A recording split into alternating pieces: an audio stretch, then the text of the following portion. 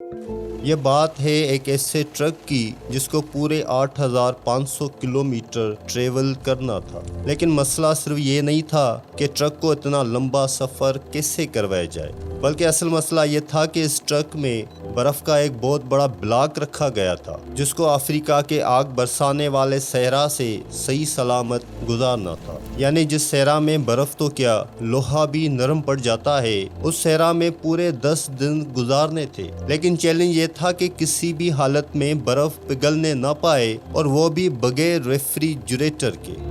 میں ہوں شیراز احمد اور آپ دیکھ رہے ہیں انوکھی دنیا۔ دوستو، یہ بات ہے 1959 کی، جب پوری دنیا کی اٹینشن ایک آئس بلاک نے گیر رکھی تھی۔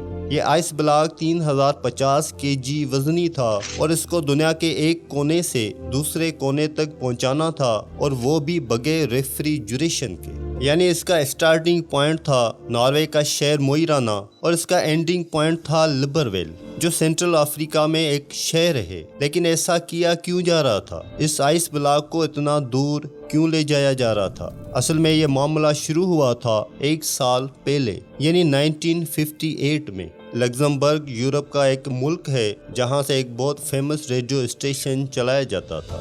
یہ براڈ کاسٹ ریڈیو لگزمبرگ کے نام سے پوری دنیا میں فیمس تھی۔ اس ریڈیو اسٹیشن کی طرف سے سارے سننے والوں کے لیے ایک انوکھا چیلنج رکھا گیا، اور وہ چیلنج یہ تھا کہ اگر کوئی بھی آدمی 3 ٹن وزنی آئس بلاک کو آرکٹک ریجن سے افریقہ تک لے کر جائے گا تو اس کو ایک بہت بھاری انعام دیا جائے گا۔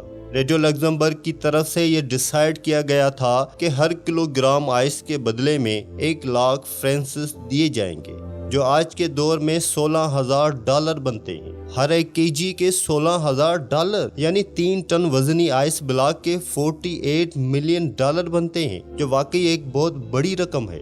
لیکن اس چیلنج کے کچھ رولز بھی تھے۔ پہلا رول تو یہ تھا کہ یہ آئس بلاک 1 پیس میں لے کر جانا ہے۔ دوسرا رول تھا کہ اس کو صرف بائی روڈ ٹرانسپورٹ کیا جائے گا۔ تیسرا اور سب سے مشکل رول یہ تھا کہ چیلنج کو پورا کرنے کے لیے ریفریجریٹر کا استعمال نہیں کیا جا سکتا۔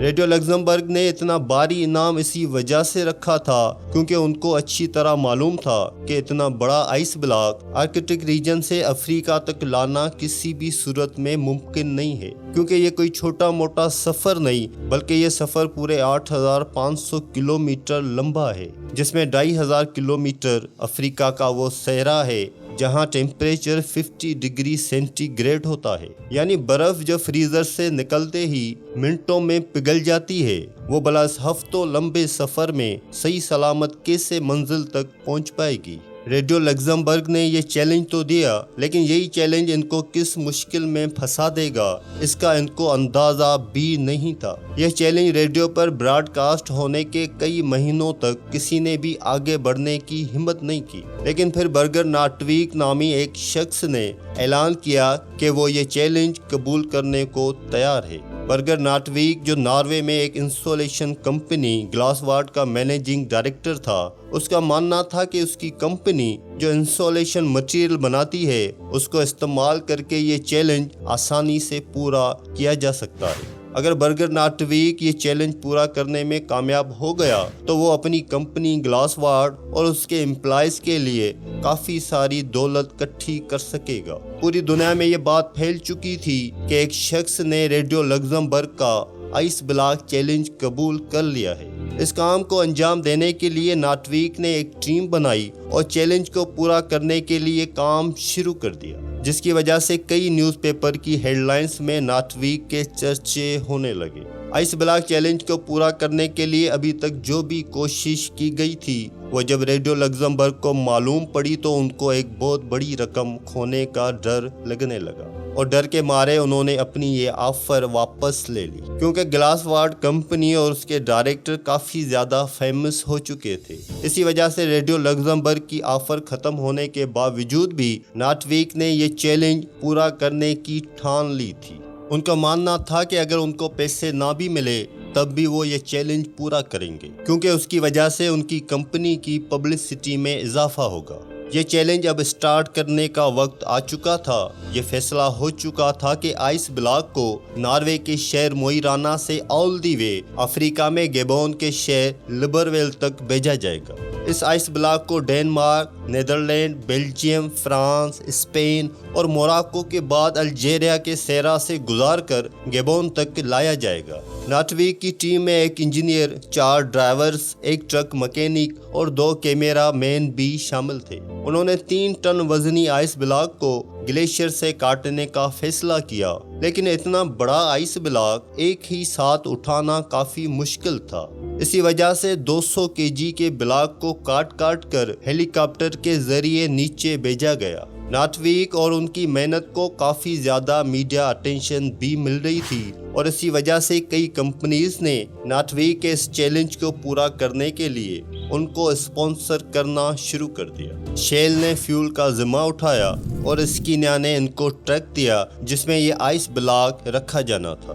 200 kg کے آئس بلاک کو گلیشیئر سے نیچے لا کر دوبارہ سے فریز کیا گیا اور 3050 kg کا ایک سنگل بلاک بنایا گیا۔ یہ بلاک ایک خاص کنٹینر میں ڈال کر ٹرک میں لوڈ کیا گیا، جس کی سائیڈوں پر ایک خاص گلاس وولز سے اس کی انسولیشن کی گئی۔ اچھی طرح انسولیشن کرنے کے بعد 27 فیب 1959 کو آخرکار یہ سفر شروع ہو گیا۔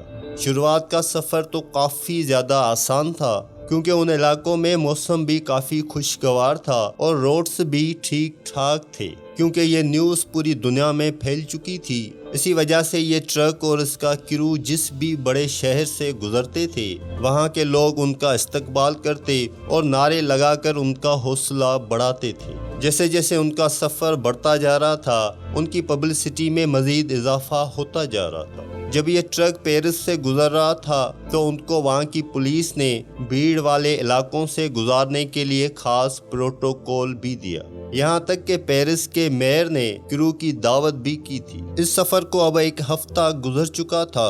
وہاں سے پہنچنے پر ٹرک کو کرین کی مدد سے ایک شپ پر رکھا گیا، کیونکہ اب ان کو سمندر کا ایک بہت بڑا حصہ پار کرنا تھا۔ سمندر کے دوسرے حصے پہنچنے پر کنڈیشنز بالکل ہی الگ ہو چکی تھی۔ ٹرک اب افریقہ کی زمین پر آ چکا تھا، جہاں دن کے ٹائم پر گرمی انتہائی شدید تھی۔ نہ صرف آئس بلاک کے پگھلنے کا خطرہ تھا، بلکہ گرم ریت پر سفر کرنے سے ٹرک کے انجن کو بھی خطرہ تھا، اور ان کے ساتھ موجود کرو کی طبیعت بگڑنے کا خوف بھی منڈلا رہا تھا۔ ان سارے خطروں کے علاوہ ٹرک کو سیکیورٹی تھریٹ بھی تھا، کیونکہ جس صحرا سے وہ لوگ گزر رہے تھے اس علاقے میں جنگ چل رہی تھی، اور فریڈم فائٹرز کے لوگ پہاڑوں میں ہی چھپے ہوتے تھے۔ وہ لوگ اپنی بات منوانے کے لیے ٹرک اور اس کے کرو کو ہوسٹیج بھی بنا سکتے تھے۔ اس خطرے سے نمٹنے کے لیے فری فورنج ریجن نے ٹرک اور ان کے کرو کو صحرا کے کچھ ایریاز میں سیکیورٹی دی اور ان کو خاص انسٹرکشن دی کہ کم سے کم اسٹاپ لے کر ان کو اس صحرا سے گزرنا ہے۔ لیکن کیونکہ اس صحرا میں پراپر روڈز نہیں تھے، اسی وجہ سے ٹرک بار بار ریت میں پھنس جاتا تھا۔ ان کو منزل تک پہنچنے کی جتنی زیادہ جلدی تھی، اتنا ہی زیادہ ان کے راستے میں مشکلات آ رہی تھی۔ ہر مرتبہ جب ٹرک پھنس جاتا تھا تو اس کو ریت سے نکالنے میں کرو کو گھنٹوں لگ جاتے تھے۔ دنیا کے سب سے مہنگے آئس بلاک کو ٹرانسپورٹ کرنے کا یہ مشن اب ان کے گلے میں آ چکا تھا۔ ایک طرف فریڈم فائٹرز کا خوف تھا تو دوسری طرف گرمی نے کرو کی حالت بگاڑ کر رکھ دی تھی، اور سونے پہ سہاگا اس گرمی نے ٹرک کے اندر موجود آئس بلاک کو میلٹ کرنا شروع کر دیا تھا۔ اگر کرو یہاں پھنس گیا تو نہ ہی ان کا مشن پورا ہو سکے گا اور نہ ہی ہزاروں میل دور سے نکالی گئی برف بچ سکے گی۔ صحرا سے گزرنے والے مسافروں کے جانوروں کو انہوں نے پگھلنے والی برف کا پانی بھی پلایا، جو کہ اصل میں دنیا کا سب سے مہنگا ترین پانی تھا۔ کئی راتیں انہوں نے ریت پر ہی سلیپنگ بیگ بچھا کر گزاری اور آہستہ آہستہ مشکلات کو فیس کرتے منزل کی طرف بڑھتے گئے۔ آخرکار وہ صحرا کو پیچھے چھوڑنے میں کامیاب ہو ہی گئے، اور اب ان کی منزل کافی زیادہ قریب تھی۔ پورے 28 دنوں کے سفر کے بعد ٹرک، کریو اور بچا ہوا آئس بلاک لبرویل پہنچنے میں کامیاب ہو گیا۔